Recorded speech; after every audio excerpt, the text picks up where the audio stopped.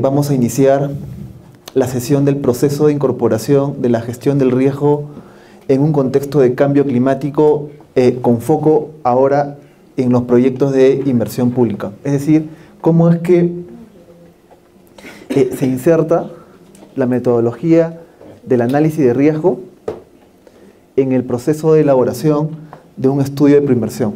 Hay que tomar en cuenta que esta sesión tiene como propósito solamente ofrecer una panorámica de cómo vamos a ir utilizando e insertando los conceptos en cada una de las etapas en las cuales se divide la elaboración de un estudio de preinversión. Ya en el transcurso de los siguientes módulos, en el módulo de identificación, formulación y evaluación, ya se va a ver un poco más de detalle, ¿no?, de los conceptos. Ahora entonces el propósito es simplemente ofrecer una panorámica para que les dé, digamos, un contexto de los conceptos que hemos discutido ayer.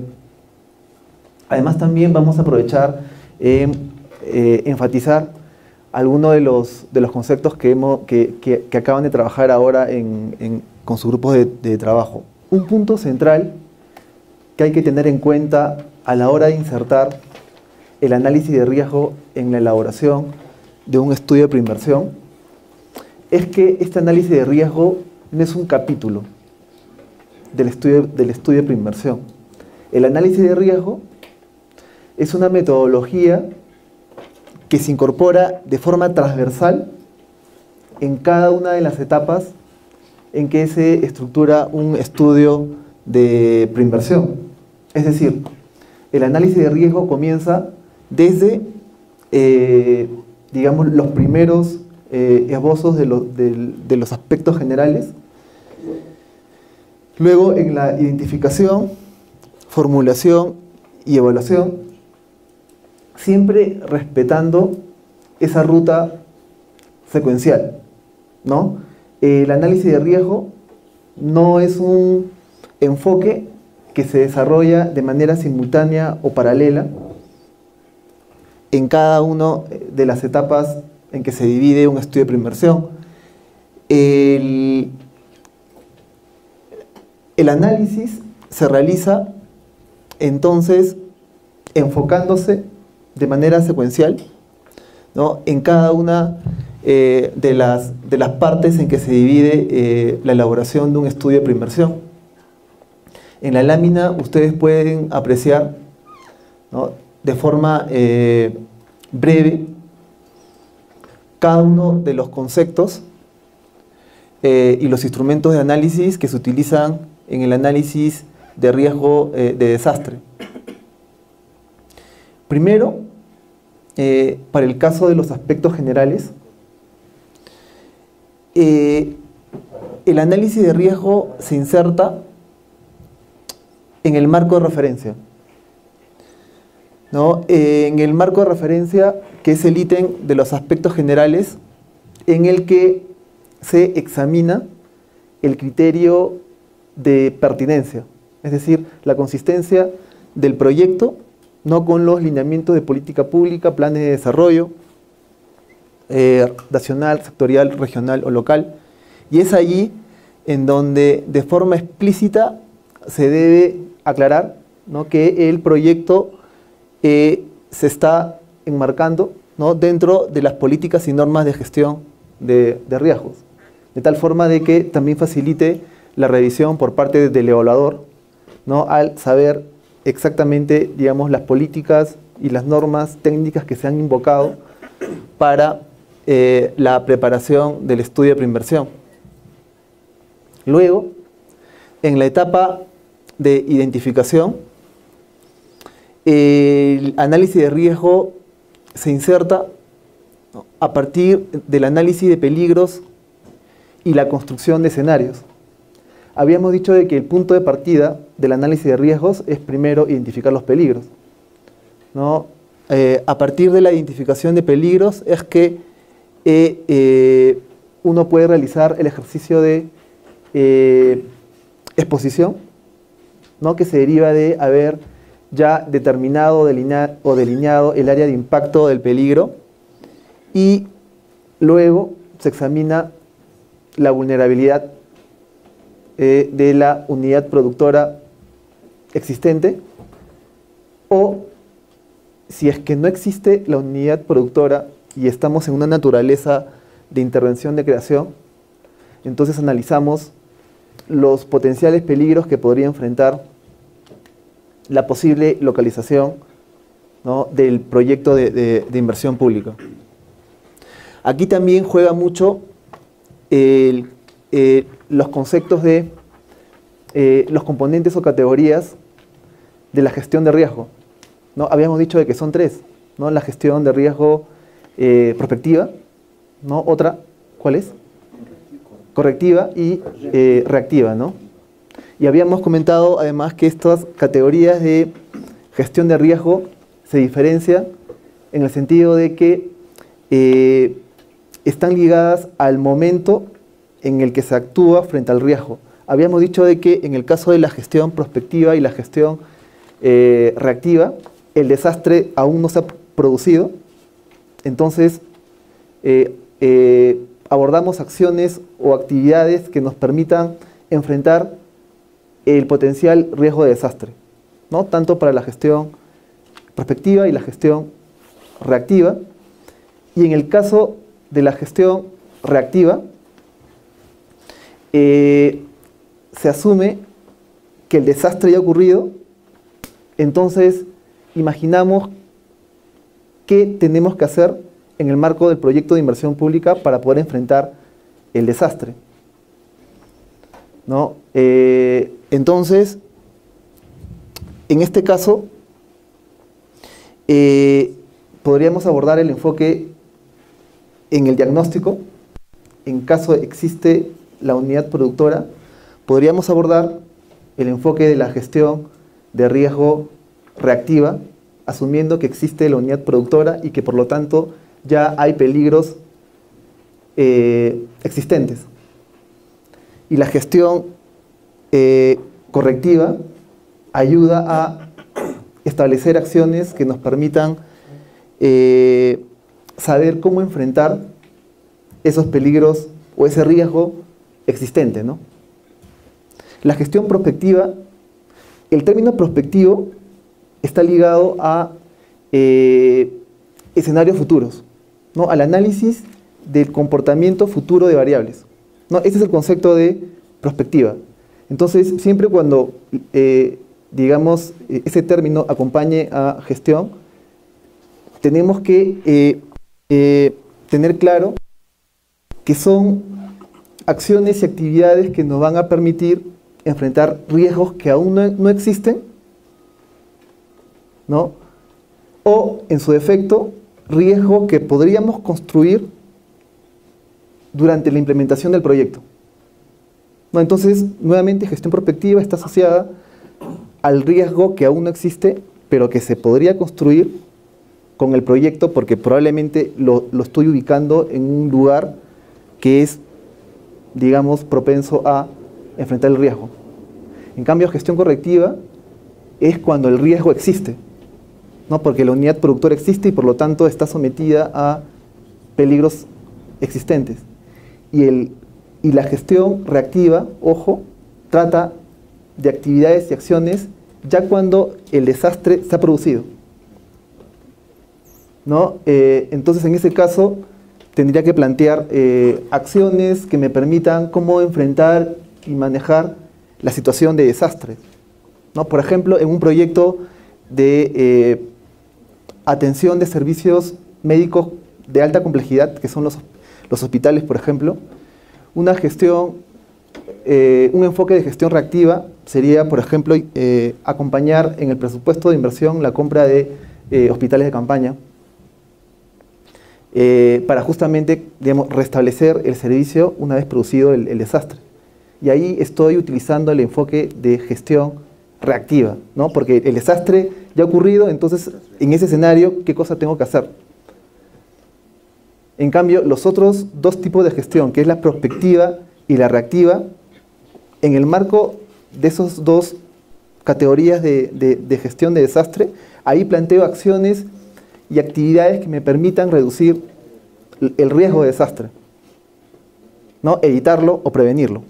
Y para eso planteo las medidas de reducción de riesgo. Eso, digamos, debería quedar meridianamente claro para la confección del estudio de preinversión.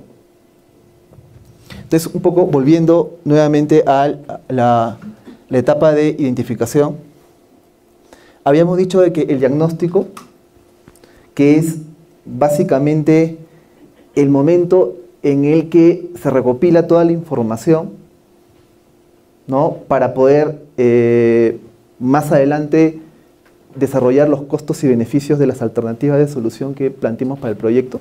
¿No? En el diagnóstico, que es intensivo en trabajo de campo, en revisión de fuentes de información primaria, fuentes de información secundaria, análisis de estudios complementarios especiales, ¿no? Para obtener justamente información, para luego poder analizarla, interpretarla, y en función de eso poder plantear el diseño técnico del proyecto.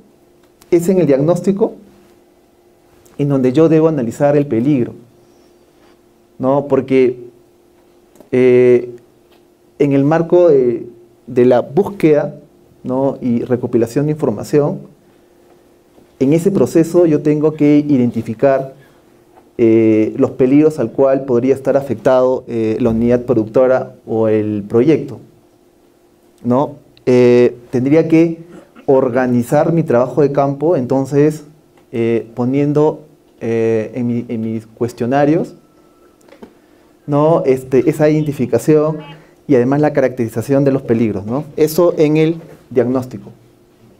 No, esa recopilación de información yo no lo podría hacer, por ejemplo, en el módulo de evaluación. En el módulo de evaluación, por ejemplo, básicamente el trabajo es de gabinete, ¿no? Asumiendo que ya he acumulado toda la información que he recopilado en el diagnóstico. Por eso es importante, digamos, ser bastante cuidadoso a la hora de organizar el trabajo de campo, de tal forma de, digamos, no volver al campo más de una vez o más de 2 veces, ¿no? Entonces, en el diagnóstico, que es el momento en el que recojo la información, ya tengo que tener una perspectiva de los peligros y además también la información que me permita construir distintos escenarios de comportamiento futuro de las variables o de los factores que podrían afectar la presencia del peligro.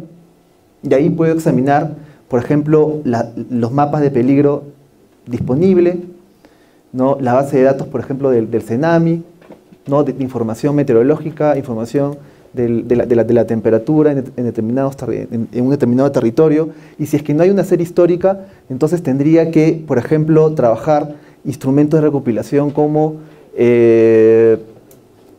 lo que se denomina los mapas parlantes, en el que a partir de preguntas a los habitantes de mayor edad, uno va como que reconstruyendo, ¿no? La historia de peligros o antecedentes de peligros para ir armando un mapa de peligro a partir, ¿no? de este cuestionario o esta interacción que tengo que hacer con los habitantes, ¿no? del área de estudio o el área de influencia sobre el cual se va a insertar mi proyecto. Con esa información de peligros y con la caracterización que se ha realizado, entonces ya estoy preparado para poder realizar el análisis de riesgo de la unidad productora, ¿no? Dado la identificación de peligro, dado que ya localicé el área de impacto del peligro, dado que además ya recogí información sobre la vulnerabilidad de mi unidad productora en términos de la fragilidad, ¿no? Digamos, si la estructura física del proyecto es capaz de resistir el impacto, o la resiliencia, en donde estudio tanto la vulnerabilidad no solo de la unidad productora, ojo, también analizo la vulnerabilidad de la población usuaria de la unidad productora para poder tener una idea o concluir sobre el grado de vulnerabilidad.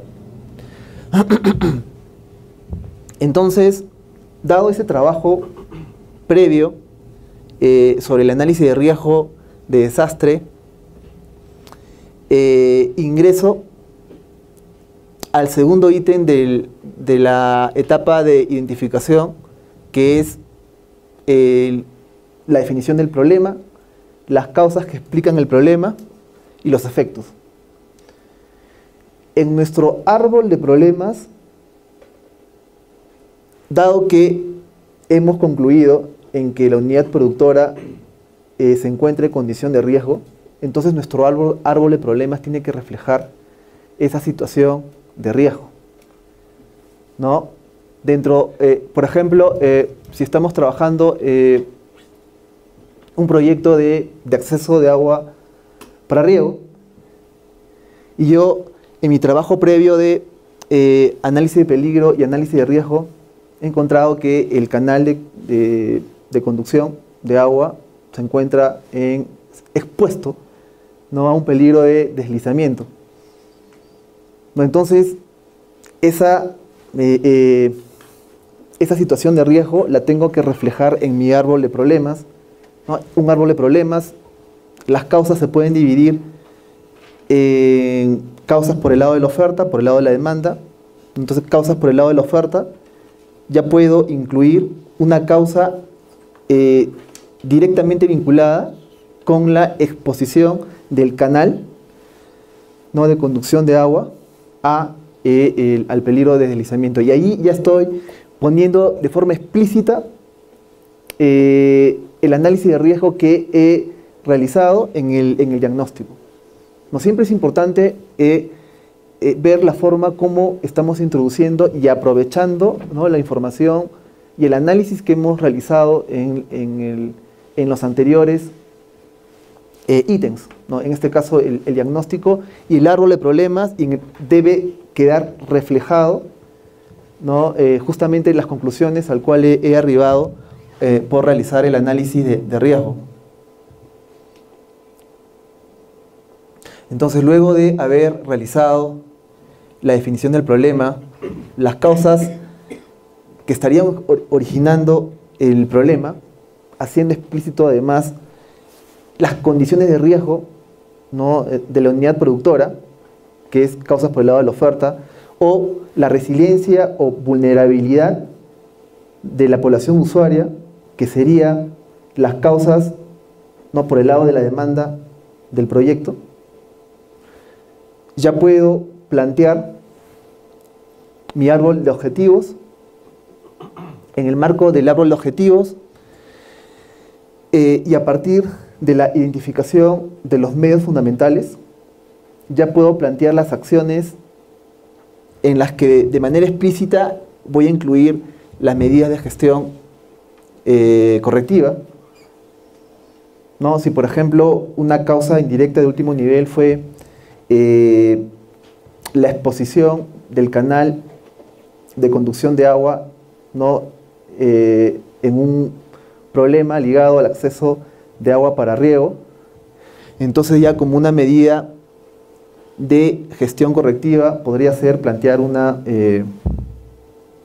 muro de contención, ¿no?, al canal, y ahí ya estoy planteando una acción concreta que se deriva del análisis de riesgo de desastre. Luego, en la fase o en la etapa de formulación, que tiene como propósito determinar cuál es el déficit, ¿no?, de la prestación del servicio público, allí, ¿cómo se incorpora el análisis de riesgo de desastre? A través de la identificación de factores que puedan afectar la decisión de uso del servicio público. Más adelante vamos a profundizar más sobre este tema, ¿no? Cuando vayamos abriendo cada una de las etapas y vayamos viendo cómo se inserta el análisis de riesgo, pero tengan en mente que también el análisis de riesgo me da información para poder identificar si es que el usuario, o mejor dicho, la decisión de que el usuario use el servicio pueda estar afectado, ¿no?, a la luz del análisis de riesgo que se ha realizado. Eso por un lado. Por otro lado, además, ya con la información recopilada sobre los peligros, sobre la exposición y sobre la vulnerabilidad, ya puedo abordar el análisis técnico del proyecto. ¿En qué consiste el análisis técnico del proyecto? De acuerdo a los contenidos mínimos, el análisis técnico del proyecto, su propósito es fundamentar el dimensionamiento, ¿no?, del proyecto, ¿no? ¿Por qué un hospital tiene 500 camas? ¿No? ¿Por qué un colegio tiene 10 aulas? ¿No? ¿Por qué una carretera debe tener determinada dimensionamiento de su carpeta asfáltica? ¿No? Es en el análisis técnico que tengo que buscar, digamos, los elementos que me ayuden a fundamentar la cantidad de recursos o factores productivos que estoy contemplando en mi proyecto. Particularmente, el análisis técnico se divide en 4 variables de decisión. Una es la localización óptima, ¿no? Otro es el tamaño óptimo, otro es la tecnología óptima y otro es el momento óptimo, ¿no? ¿Por qué óptimo? Porque eso implica, digamos, evaluar alternativas técnicas y escoger la mejor, ¿no? La mejor considerando criterios de optimización, ya sea criterios de optimización vinculando la variable de decisión a un indicador de rentabilidad social o, en su defecto, vinculando la decisión a criterios técnicos para poder fundamentar por qué es que estoy escogiendo una determinada localización o un tamaño determinado, o un proceso productivo determinado, o una tecnología determinada, ¿no?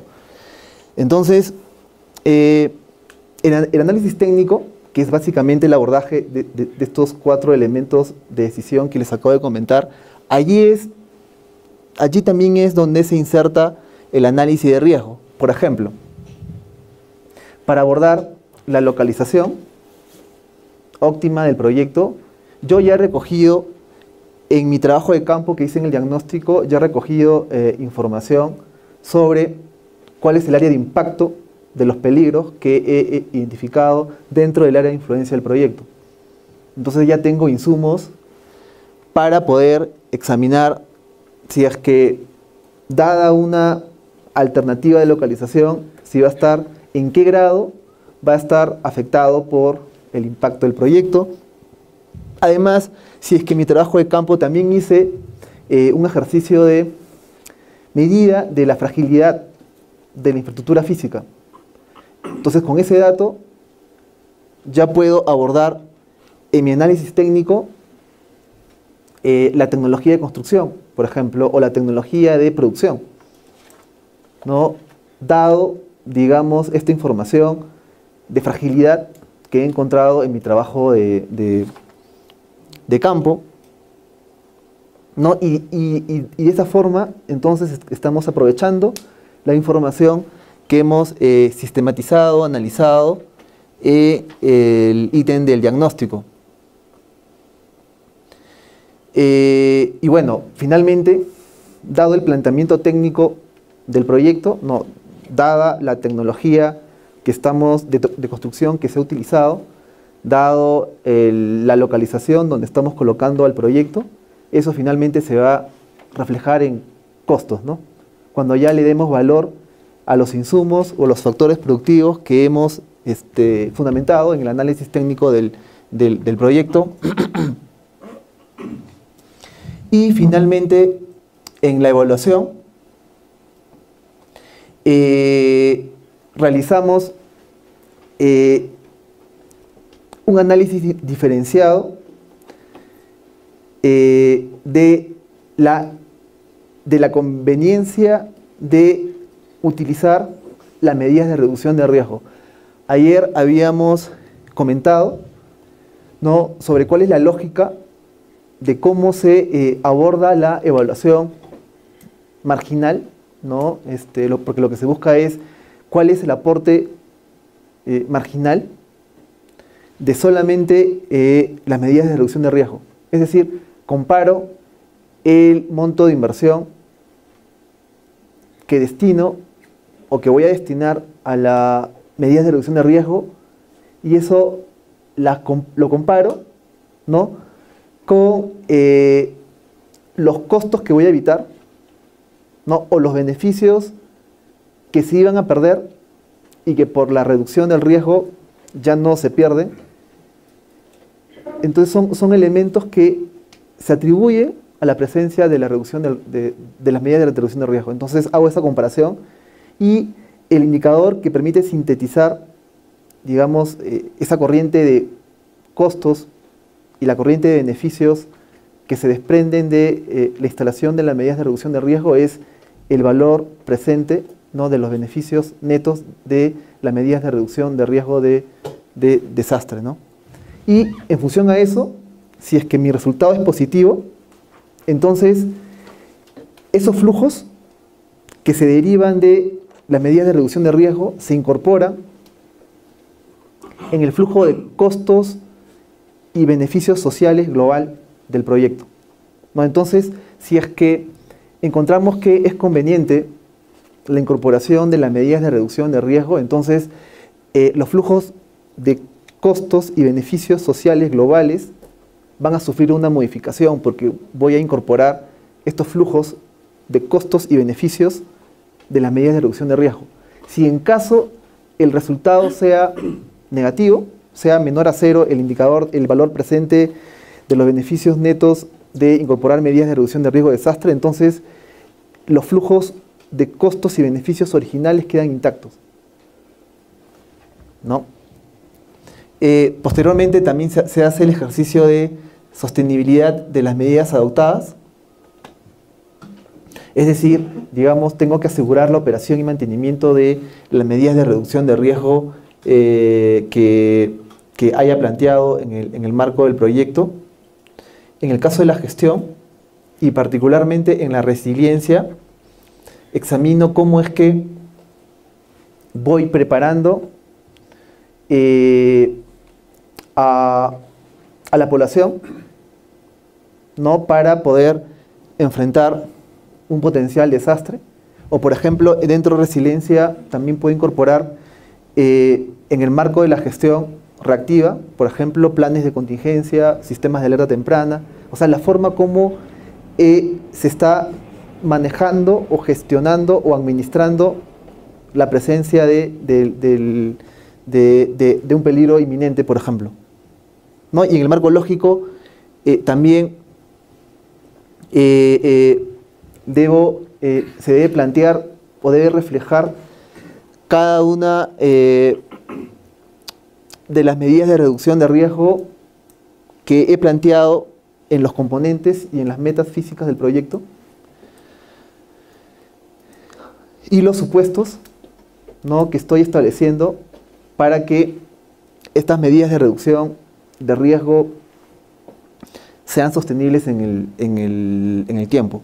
Hay que tener en cuenta algo.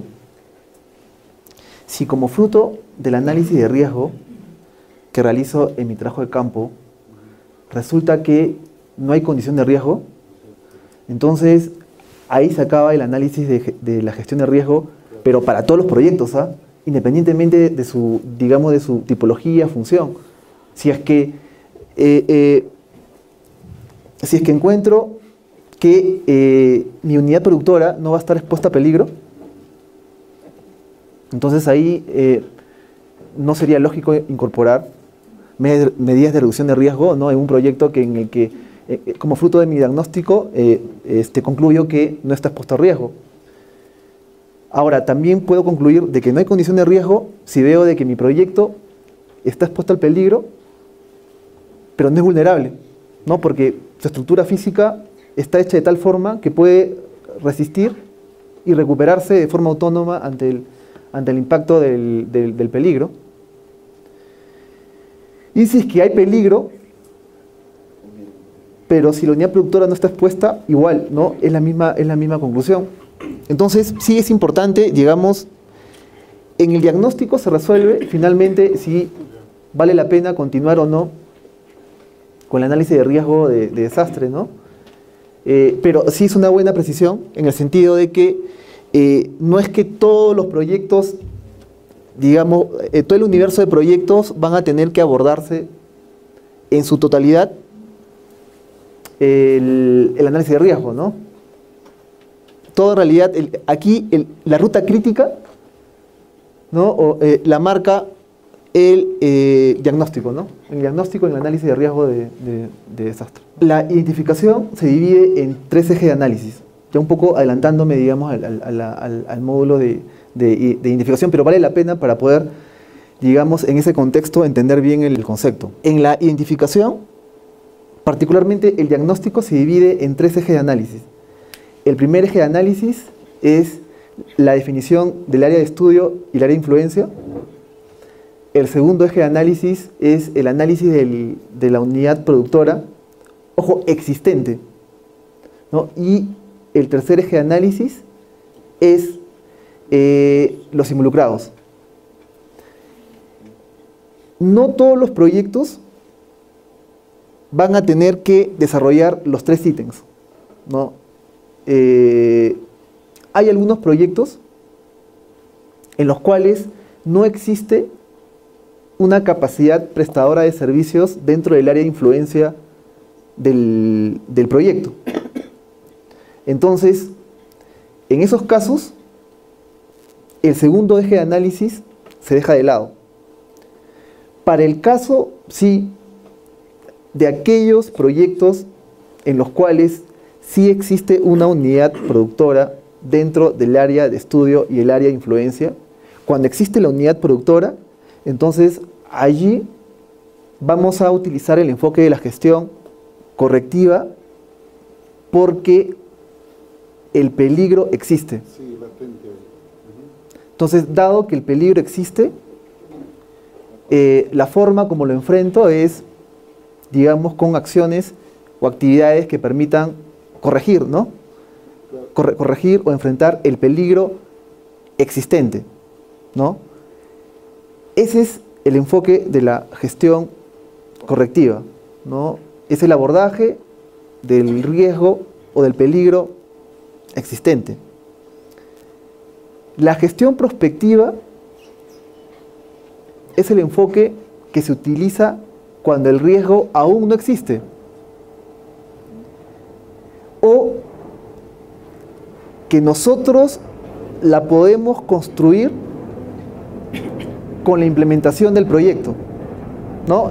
Cuando no existe, recuerden, digamos, el concepto de que el desastre es una construcción social, ¿no? Porque depende de nuestras decisiones. En el momento en el que nosotros decidamos localizar un colegio cerca a la ribera de un río, allí estamos produciendo o construyendo el riesgo, ¿no? Entonces también, como resultado del análisis de las alternativas de localización, yo puedo ver de que, o visualizar, de que una alternativa de localización concreta va a estar situado en un área de impacto, de un peligro. Entonces, en el momento cero no existe el peligro, Pero en el momento en el que, en el que tome la decisión de implementar el proyecto en ese lugar, el peligro se va a generar. No porque estoy, digamos, planteando una alternativa de localización en un lugar, ¿no? en un lugar determinado, ¿no? Entonces, básicamente, la gestión prospectiva, cuando ya se aborda, ¿no? distintas alternativas de localización, ¿no? Lo estoy enfocando en el análisis técnico de la alternativa, en donde ya yo planteo las alternativas de localización o estudio las alternativas de localización, y algunas alternativas de localización ya pueden contemplar un peligro y por lo tanto estoy produciendo el riesgo y por lo tanto en ese caso estoy utilizando el concepto o el enfoque de la gestión prospectiva, ¿no? Entonces, nuevamente, gestión correctiva es el manejo o la administración del riesgo que ya existe, ¿no? Y básicamente se expresa cuando la unidad productora ya existe o se encuentra en operación en el momento en el que se haga el análisis del proyecto. Pero, por ejemplo, también va a haber casos en donde en un determinado territorio, por ejemplo, cómo la población accede a agua. Probablemente, digamos, por camión cisterna si está en un ámbito urbano o acarreando agua, ¿no? En ese caso no existe capacidad productora de servicios. La población se abastece, ¿no? con suministros alternativos, ¿no? En ese caso, digamos, el peligro aún no existe relacionado con la unidad productora, con el proyecto al cual quiero implementar, ¿no? Bueno, entonces, también es importante esta distinción, saber si es que la capacidad productora de servicios públicos existe o no, para también ayudarnos a examinar qué tipo de gestión de riesgo utilizo, ¿no? Si es la gestión correctiva o si es la gestión prospectiva, ¿no? Pero finalmente ambas se terminan reflejando en medidas de reducción de riesgo, ¿no? Para proteger frente a los peligros que ya existen o peligros que lo vamos a construir como resultado de nuestras decisiones de localizar nuestro proyecto en un determinado ámbito geográfico. Entonces, respecto a los aspectos generales, que es, digamos, el primer módulo de la elaboración de un estudio de preinversión, se divide en 3 ítems, ¿no? El nombre del proyecto, institucionalidad y marco de referencia, ¿no? Obviamente que en el inicio de la elaboración de un estudio de preinversión, yo no voy a tener claridad sobre el nombre del proyecto, ¿no? Más adelante vamos a hacer una distinción entre lo que es la forma como yo organizo la información para poder presentarlo de acuerdo a los contenidos mínimos específicos, y otra cosa distinta es el proceso de cómo yo elaboro el estudio de preinversión, ¿no? Pero ojo que, digamos, cuando iniciamos la elaboración de un estudio de preinversión, yo todavía no tengo claridad sobre cuál va a ser el nombre del proyecto. Todavía no tengo elementos de juicio técnico para poder determinar si es que el proyecto va a ser solamente de ampliación y mejoramiento, o de recuperación. El diagnóstico recién me va a arrojar, digamos, información sobre el tipo de naturaleza de intervención que yo tengo que abordar con el proyecto, ¿no? En segundo lugar, la institucionalidad, y en tercer lugar, el marco de referencia. Es en el marco de referencia el primer punto de contacto con el análisis de riesgo de desastre, y como les había comentado, aquí se describe cuáles son los instrumentos de gestión, las políticas o los planes que están ligados a la gestión del riesgo, ¿no? ¿No? Se incorpora, por ejemplo, la ley de gestión de riesgos, o se incorpora una política específica de gestión de riesgo. Esto es en los aspectos generales en la identificación, particularmente en el primer ítem, que es el diagnóstico, que se desglosa en estos tres ejes de análisis, ¿no? Área de estudio y área de influencia, unidad productora y los involucrados, ¿no? Ojo que, digamos, el diagnóstico para aquellos casos en donde no exista una capacidad prestadora de servicios públicos dentro del área de influencia o del área de estudio, entonces solamente me quedaría con el abordaje de este primer eje de análisis y este tercer eje de análisis. Ya prescindiría de la unidad productora, porque encuentro que no existe la capacidad prestadora de servicios, y es en el caso, por ejemplo, cuando la población o el usuario se abastece del servicio mediante fuentes alternativas de suministro, ¿no? Les comentaba el caso del servicio de agua, o en el caso, por ejemplo, del acceso a energía eléctrica, ¿no? Cuando no se dispone de un sistema de distribución de energía eléctrica, el poblador utiliza fuentes alternativas de suministro, que es como, por ejemplo, velas, batería, pilas, querosene, ¿no? En esos casos también no hay unidad productora, ¿no? dentro del área de estudio y el área de influencia. Entonces, por lo tanto, el abordaje solamente se enfoca en el área de estudio y área de influencia y los involucrados, ¿no? Y ya en el análisis de involucrados, yo más bien examino cómo es que el usuario se abastece del servicio, ¿no? Y es que en el marco de ese análisis determino, digamos, estas fuentes alternativas de suministro al servicio público. Entonces, en los casos en el que sí se tenga estos tres ejes de análisis, entonces, ¿cómo se aborda o cómo se inserta la gestión del riesgo? Primero, sabemos que se hace un análisis de los peligros, ¿no? El análisis de riesgo comienza, ¿no?, con el análisis de peligro. Posteriormente, en el marco de ese análisis de peligros, yo recopilo información que me permita construir los escenarios de comportamiento de los peligros, ¿no?, o de los factores que desencadenan el peligro. Seguidamente, en la unidad productora, hago el análisis si es que se encuentra en condición de riesgo, dado que ya he identificado y caracterizado los peligros. Y en el análisis de la condición de riesgo de la unidad productora, yo examino exposición, ¿no? Es decir, si es que la unidad productora se encuentra dentro del área de impacto del peligro, o vulnerabilidad, ¿no?, que se determina a partir del estudio de dos factores, ¿no? Fragilidad, que tiene que ver con el análisis de la estructura física interna, ¿no?, de la unidad productora, y además el análisis de resiliencia, que es, ojo, tanto sobre la unidad productora como también de los usuarios, ¿no?, que reciben el servicio de la unidad productora, ¿no? Aquí el análisis es sobre estos dos elementos, ¿no?, unidad productora y usuarios. Pasa que, digamos, aquí estamos dando una panorámica, ¿no?, de cómo se insertan los conceptos de gestión del riesgo, pero vale la pena, en todo caso, adelantar la definición o la distinción que hay entre un área de estudio y un área de influencia, ¿no? El área de estudio,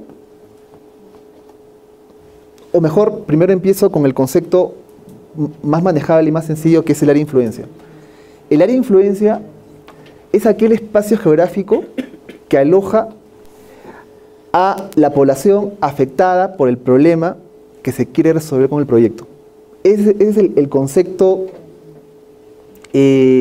clave del área de influencia, ¿no? Espacio geográfico, ¿no?, territorio donde se encuentra la población afectada, ¿no?, por el problema ligado, digamos, a un acceso de un servicio público. El área de estudio es un concepto más amplio, que además de involucrar al área en el cual se encuentra alojada la población afectada, también se suma el área en el cual se emplazan, por ejemplo, los componentes de un proyecto de inversión pública, ¿no? No necesariamente una unidad productora se encuentra alojada dentro del espacio geográfico donde residen los usuarios. Los componentes de la unidad productora pueden estar fuera de ese lugar. Además, el área de estudio contempla los posibles puntos de localización en el cual se puede situar el proyecto, ¿no? Entonces, hasta ahí vamos sumando 3 elementos. Y un cuarto elemento es que también se suma los puntos de localización o área en el que se encuentra oferta alternativa a la unidad productora. Entonces, el área de estudio es un concepto más amplio. Es un concepto más amplio porque no solamente está ligado al espacio geográfico en el cual reside la población, sino también el espacio geográfico donde se puede localizar el proyecto o el espacio geográfico donde se pueden emplazar los componentes del proyecto, ¿no? O el espacio geográfico en donde puede haber oferta alternativa a la del proyecto. Ahora, puede haber casos en el cual el área de estudio coincida con el área de influencia. Que es el caso, por ejemplo, si se plantea la construcción de una escuela, ¿no? La escuela se encuentra siempre instalado dentro del espacio geográfico donde residen los chicos, ¿no? Los chicos entre, si es atención, si es educación inicial, ¿no? Entre 3 y 5 años, en ese rango de edad, ¿no? Y además, inclusive hay parámetros del sector que te indican cuál va a ser el radio, ¿no? de influencia a partir del cual se marca el espacio de influencia del colegio de un determinado nivel de educación, ¿no? Allí es un ejemplo claro de que la unidad productora se encuentra alojado dentro del mismo espacio geográfico donde residen los estudiantes. Pero, por ejemplo, si en el caso de un proyecto de un sistema de agua potable, los componentes del proyecto están fuera de la ciudad, ¿no? La planta de tratamiento o el reservorio no está metida dentro del espacio geográfico donde residen la población usuaria, ¿no? Los componentes están alejados, están fuera de la ciudad. En ese caso, el área de estudio es mayor que el área de influencia. Ojo que, digamos, riesgo es la suma de peligro, vulnerabilidad y exposición. O mejor dicho, peligro, exposición y vulnerabilidad, ¿no? Vulnerabilidad se define a partir de 2 factores, que es la fragilidad y resiliencia, ¿no? Pero no es que, digamos, el riesgo sea equivalente o sea igual a vulnerabilidad, porque ya habíamos comentado, digamos, ayer, que no puede haber riesgo si alguno de estos 3 elementos no existen. O sea, no puede haber riesgo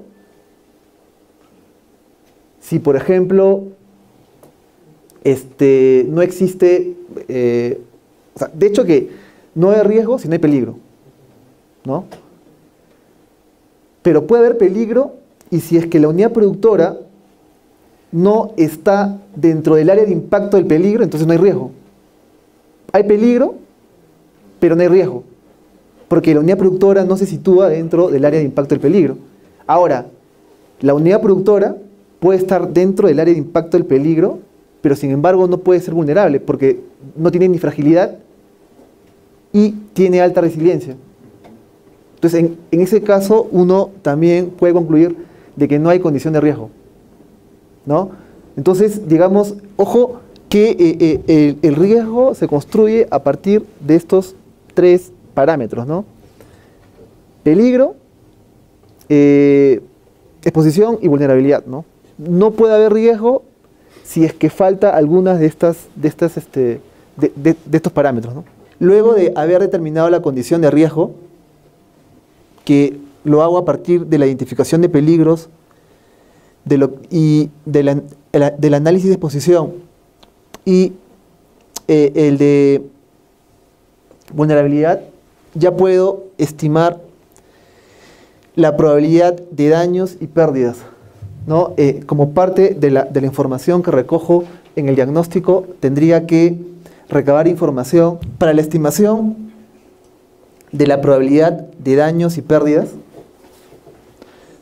Tomemos en cuenta lo siguiente, ¿no?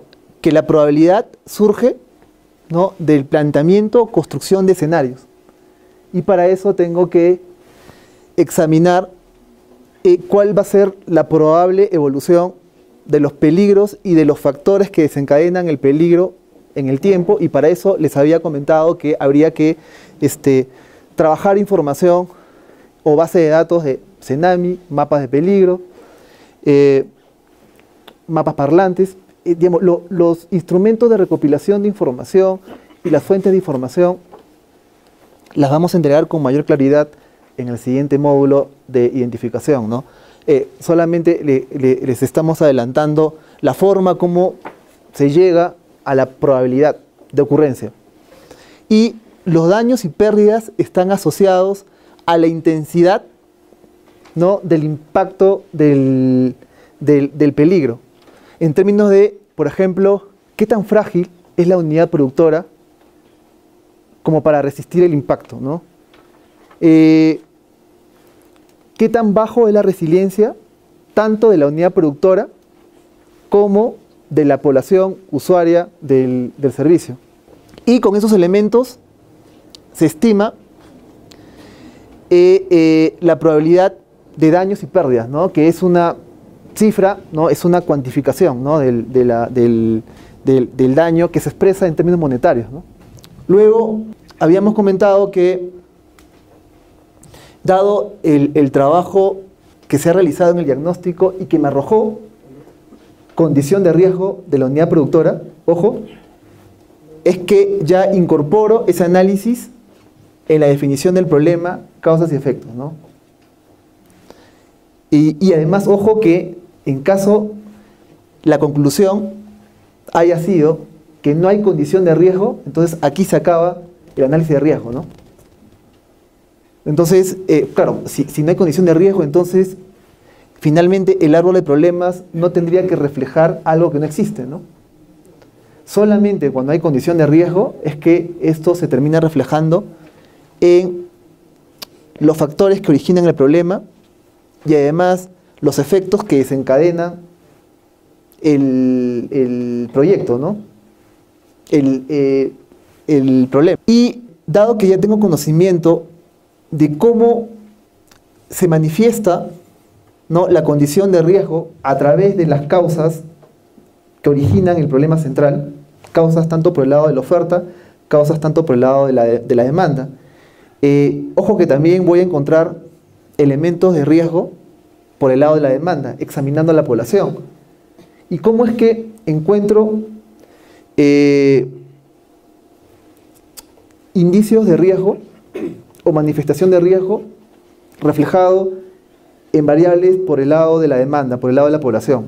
¿Bajo qué factor es que relaciono resiliencia, ¿no? Porque es resiliencia sobre la población usuaria del servicio, ¿no? Y ahí me da espacio para poder introducir, ¿no?, elementos ligados a la condición de riesgo, ¿no? Y finalmente esa resiliencia o esa baja resiliencia que yo la he detectado y que es parte de las causas que originan el problema central, las termino terminan fundamentando las medidas de reducción de riesgo concretas asociadas a ese elemento de riesgo. En relación a la formulación y respecto a la determinación de la brecha oferta-demanda, tenemos que examinar cómo es que se afecta tanto a la demanda y a la oferta por el servicio. ¿Cómo es que se introduce el análisis de riesgo en el planteamiento o en la especificación de la demanda? Hay que tomar en cuenta que la demanda refleja una decisión de uso o de preferencia, ¿no?, del usuario respecto al servicio. ¿Cómo podría afectar la demanda para un proyecto en concreto la presencia de peligro? ¿No? Por ejemplo, en el caso de una escuela, si es que los padres de familia saben que el colegio se encuentra, digamos, en condición de riesgo porque sus estructuras se encuentran debilitadas y sus hijos pueden estar expuestos, digamos, a un desastre, entonces la demanda en una situación sin proyecto, ¿no?, va a ser menor que en una situación en la que ya haya medidas de reducción de riesgo en una situación con proyecto. Entonces ahí tengo el ejemplo de un caso en la cual se expresa cómo la condición de riesgo influye en la decisión de consumo o de uso de un bien o servicio. Otro ejemplo podría ser, por ejemplo, que un tramo de una carretera se encuentra expuesta a un deslizamiento. Probablemente la decisión del uso para transitar por esa carretera va a ser menor, ¿no? Y probablemente el hecho de que baje el flujo de tráfico en esa carretera, en ese tramo, por el hecho de la presencia del peligro, va a congestionar, ¿no?, otras vías, ¿no? Entonces también ahí vamos a tener un caso en la cual la demanda sin proyecto por la presencia del riesgo va a ser menor que en una situación con la demanda con ya la condición de riesgo superada, ¿no?, que es una situación con proyecto. De la misma forma, en el análisis de la oferta, la gestión del riesgo se introduce, por ejemplo, y particularmente en el contexto del cambio climático, en relación a la disponibilidad insuficiente de recurso que se utiliza para la provisión del bien o servicio, ¿no?, que en el caso de la provisión del servicio de agua potable es la disponibilidad, ¿no?, de la fuente de agua, ¿no? Si la fuente de agua disminuye, por lo tanto la oferta del servicio de agua potable también disminuye, ¿no? Y allí es un ejemplo, digamos, emblemático de cómo influye, ¿no?, la gestión de riesgo de desastres en un contexto de cambio climático, ¿no? Cómo se introduce estas variables de riesgo en las variables de demanda y de oferta, ¿no? Y, claro, también la brecha va a ser afectada también, ¿no?, por el hecho de tener la presencia de riesgo. Y en relación al análisis técnico de alternativas, ya habíamos adelantado un poco, ¿no?, sobre cómo se aborda el riesgo de desastre. En primer lugar, a través de los aspectos técnicos, ¿no?, que se dividen en la localización, tecnología, tamaño y la gestión del riesgo que se expresa en esos tres elementos, ¿no? En la gestión del riesgo se examina el análisis de exposición, que está vinculado a la localización del proyecto, y eso da origen a medidas de riesgo vinculadas a la exposición. Cuando se examina la estructura física de la unidad productora, da origen a la presencia de medidas de reducción de riesgo de fragilidad, y además también el análisis de resiliencia conduce a la incorporación de medidas de reducción de resiliencia. Es decir, cada medida de reducción va a tener que estar fundamentada en alguna característica o factor que representa la condición de riesgo, ¿no? Y también como parte del análisis y con la información que se recopila en el diagnóstico se puede hacer una identificación de los probables daños y pérdidas que se pueden, en este caso, evitar, ¿no? con las medidas de reducción de riesgo. Además, las metas de productos, además de las metas físicas de los componentes técnicos del proyecto, se tiene que agregar las metas relacionadas con las medidas de reducción de riesgo de desastre, porque recuerden, finalmente esto va a tener que ser valorizado, ¿no? Y para eso necesitamos el dato, la cifra de cantidades, ¿no? De las medidas de reducción de riesgo empleadas. Y estas metas se expresan en términos de requerimiento de recursos para cada una de las medidas de reducción de riesgo. Con los costos a precios de mercado le damos valor, valorizamos, ¿no? los requerimientos de recursos que demanda, ¿no? la instalación de las medidas de reducción de riesgo de desastre, y con eso podemos ordenar de manera cronológica en el tiempo tanto los flujos de costo de inversión de las medidas de reducción de riesgo y la operación y mantenimiento que se origina, ¿no? a partir de la instalación de las medidas de reducción de riesgo. Respecto a la evaluación social, también, ¿no? se realiza una evaluación, recuerden, diferenciada. Primero, examinamos si conviene socialmente implementar las medidas de reducción de riesgo. Si es que el resultado es positivo, entonces la introducimos dentro del flujo de beneficios y costos sociales global del proyecto.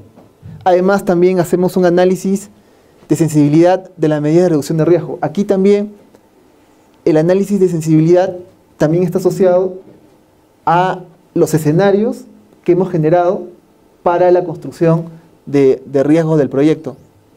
Y finalmente, y como parte de los ítems restantes del módulo de evaluación, incorporamos una matriz de sostenibilidad de las medidas de reducción de riesgo. Esta matriz de sostenibilidad implica, digamos, examinar si va a haber la disponibilidad de la operación y mantenimiento, por ejemplo, de las medidas de reducción de riesgo a lo largo del horizonte de evaluación del proyecto. Además, también, como parte de la gestión del proyecto,